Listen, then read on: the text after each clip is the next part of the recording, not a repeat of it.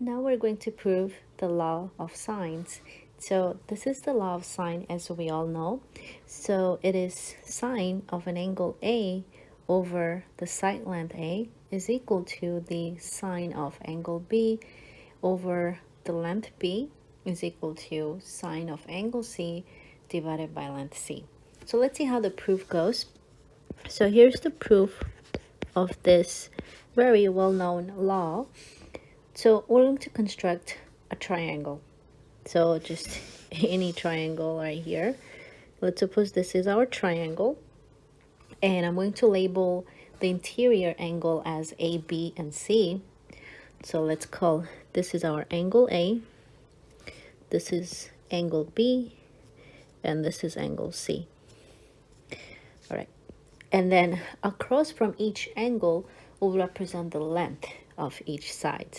So for example, across from A, we'll label that to be the length little a, and then across from C, we'll label it little c, and lastly, across from B is the length little b. Okay, so now that we have that down, let's go ahead and do the following. We're going to drop an altitude from any of these angles. For convenience, I'm going to select angle A and just drop the altitude from that top. So we create this perpendicular line to length A, which means we have a right angle right here. All right, so now let's label that as X. So that length, that altitude, we're going to call that X. So now, what is the relationship between angle A, X, and length C? Well, here's what we have. So from our knowledge in trigonometry, we know that sine of angle B is the opposite over hypotenuse. So the opposite length of B is X, and hypotenuse is the little c, which means I can write this as just rewriting sine of B is equal to X over little c.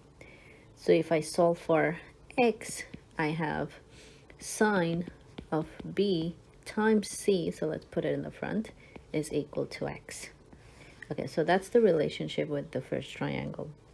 We can do the same thing with angle C and relate it to X and B. We get another equation, let's say it. So if I were to select now the left half of this triangle, we can start looking at, so this triangle, we have sine of angle C is going to be, again, sine is opposite over hypotenuse. That would be X over B. So again, I can solve for X by simply multiplying both sides by B. This gives me X is equal to B sine of angle C.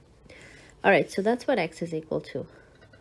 Well, now we can actually set these two equal to each other. And let's see what we get. Since X is equal to C sine of B and X is equal to B sine of B, therefore we can say that B sine of C is equal to C sine of B, since X is equal to X. And then by just moving things around, we can actually solve, make it simpler. So I can focus on the left side and divide both sides by B. So we have sine of C is equal to C sine of angle B divided by little b.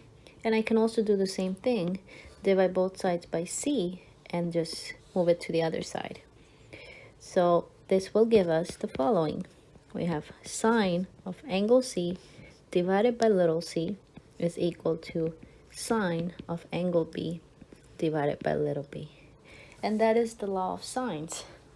So we have proven that this piece is true. Now same thing goes for angle A and side length A. Now we didn't really use that for this scenario, but it's the same idea. We could have dropped the altitude from any of the corners. So for instance, if you didn't use the top that I used, let's say you drop an altitude from here. And then you do the same thing. We create two right triangles, and then that will be equal to the other ratio that we didn't solve. So from here we can generalize it that this is also equal to sine of angle A divided by the length A. That is the law of sines. Alright, so that's the end of the proof. I hope you enjoyed.